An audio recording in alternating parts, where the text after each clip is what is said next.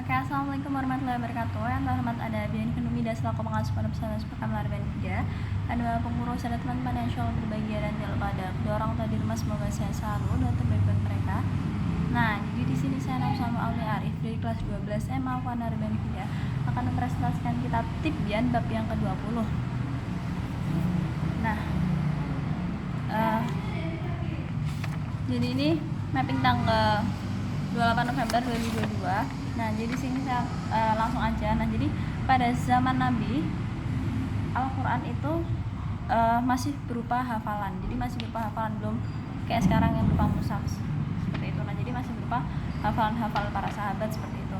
Nah, terus akhirnya karena orang-orang pada berselisih, akhirnya sahabat itu ada seorang sahabat yang mengusulkan untuk menjadikan Al-Quran itu sebuah mushaf. Akhirnya setujulah dan dibuatlah mushaf dan lalu disimpan oleh Hafsah. Dari situ ada juga pada saat pembuatan mushaf itu ada perbedaan pendapat. Ada yang mengatakan waktu itu dibikinnya 4, ada yang bilang dibikinnya 7, kayak gitu. Saat itu pelafalan mushaf itu ada 3. Yang pertama tuh mushaf, yang kedua mishaf, dan yang ketiga masaf. Nah, terus dari situ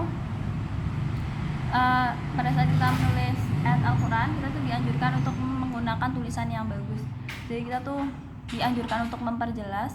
Seperti itu kemudian kita mau mengoreksi, meneliti lagi. Seperti itu tanpa adanya renggang dan komentar. Terus habis itu kita tuh tidak diperbolehkan menulis Al-Quran, ayat Al-Quran di barang-barang yang najis. Terus habis itu kita juga, apalagi kita sebagai seorang muslim, kita tuh diwajibkan untuk menjaga dan memuliakannya. Terus kita tuh juga diharamkan untuk menjadikan Al-Quran sebagai bantal. Terus kalau misalkan kita membuang Al-Quran, kayak misalkan membuang ke belakang kita bacanya seperti itu, kita akan menjadi orang yang kafir. Terus habis itu kita juga diharamkan untuk membawa Al-Quran ketika safar ke negeri musuh. Terus habis itu bagi orang-orang yang berhadas diharamkan untuk menyentuh dan membawa Al-Quran. Terus habis itu haram juga memegang kayak misalkan kotak sampul Quran kayak gitu. Habis itu orang yang berhadas, junub, haid itu ada yang mengatakan boleh, ada yang mengatakan tidak. Tapi itu kita tuh tidak boleh menulis, tidak boleh menyentuh. Jadi kayak masih ada perbedaan pendapat seperti itu. Terus habis itu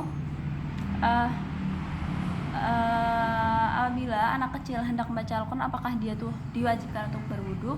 Itu tidak, mereka tuh hanya disunahkan, jadi hukumnya nggak wajib, takutnya nanti memberatkan mereka seperti itu. Terus habis itu kalau misalkan kita